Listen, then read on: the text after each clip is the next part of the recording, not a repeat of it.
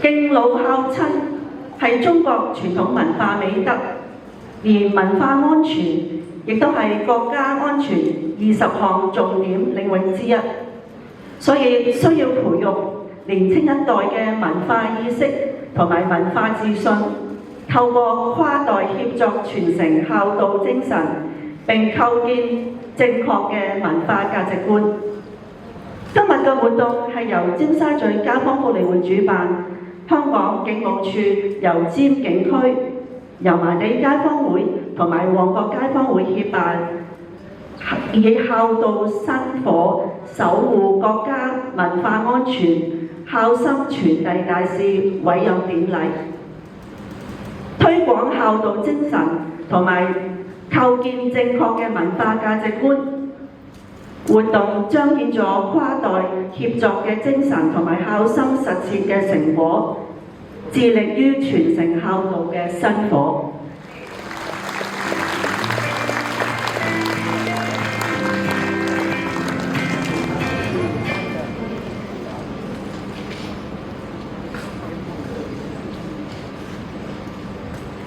尖沙咀街坊福利會理事長蘇仲平院士蘇翁，各位嘉賓、朋友、同事，大家好，早晨。我今日好開心啦，好榮幸啦，能夠出席呢個孝心傳遞大使委任嘅典禮。之前咧，阿蘇翁咧就同我講，佢話咧接任之後咧，可唔可以翻嚟尖沙咀街坊福利會啲活動啊？咁我就答佢，我話一定啦，因為咧成個感覺咧係好愛回家嘅。咁所以咧今日咧好開心啦，一個禮拜日嘅朝頭早咧就可以見翻好多好朋友啦。咁啊〜一啲新朋友啦，一啲熟悉嘅面孔啦，咁樣，咁啊大家一齊去見證一個好有意義嘅活動。咁翻到嚟好親切。咁我亦都首先咧係要衷心咧感謝主辦單位尖沙咀街坊福利會好用心咧舉辦今次嘅活動，弘揚孝道呢個珍貴嘅中華民族傳統文化同埋道德觀念。大家都聽過百行以孝為先，身體髮膚受之父母。而且父母對我哋養育之恩，所以我哋要時刻銘記父母嘅恩情。喺2年前2023年嘅時候咧，我曾經為警隊內部咧拍攝咗一個短片，係叫做《生命中最重要的人》。當時我分享咗我媽媽對我嘅一啲啟發，佢從小教導我好多人生嘅道理，尤其是咧係佢經常提醒我有幾句説話。將勤補拙，莫問回報，默默耕耘。呢幾句説話咧，對我喺我嘅人生咧，以及喺我嘅警務工作裏面咧，都有好深遠嘅影響，亦都塑造咗我今日嘅價值觀同埋一啲嘅信念。冇錯，世間上面所有嘅父母咧，冇一個唔想自己嘅子女青出於藍，出人頭地。雖然家教咧，個個有大家嘅唔同嘅方法。有啲會多啲嘅關懷備至，有啲可能會囉嗦少少，有啲會俾多少少空間啲子女係自由發揮，但係目的咧都係想子女係好好，所以我哋每一個人咧都要坐言起行，以行動去報答父母。做學生嘅要讀好啲書，培養一個良好嘅品德。大個之後投入社會咧，要走正途，貢獻社會。無論點樣忙都好咧，大家都要緊記咧多啲關心自己嘅父母，珍惜共聚天倫嘅時間。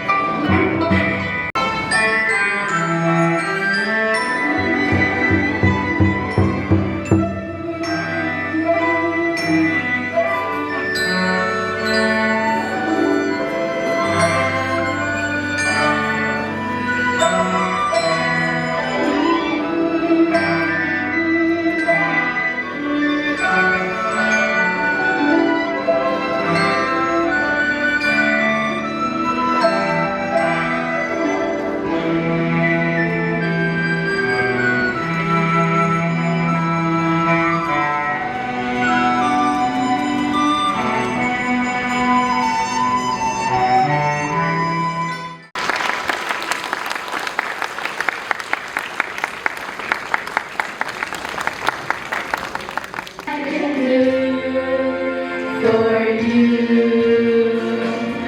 Now anytime you got a problem, I'll be there to help you solve it, you know.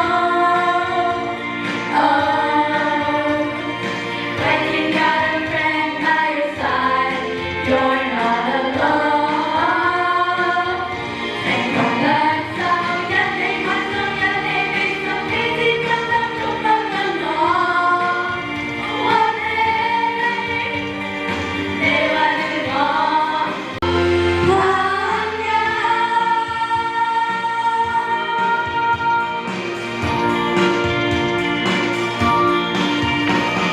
我哋嚟自不同嘅國家，但係我哋一齊唱歌跳舞學中文，好開心。希望大家同我哋一樣互相尊重、互相關心，讓呢個世界就變得更加和平同埋美好。Now anytime you got a problem, thành công lần sau nhất định hoàn xong nhất định vì không biết gì quan tâm trong tâm của nó. One day, để qua đừng bỏ nói thế. Không muốn anh chỉ mong đợi ngỡ ngàng vì sao hoàn nhau.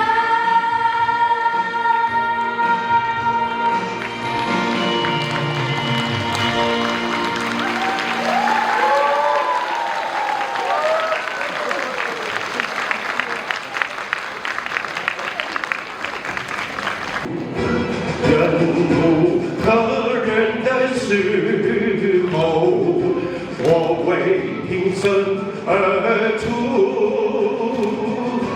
同他受苦和善待福，我会牢牢记住。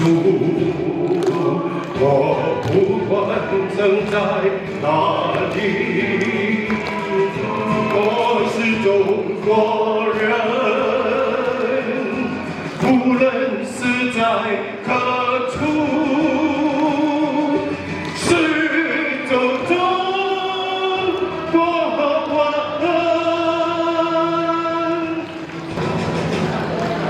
沉默不是洛阳，忍耐不是盲目，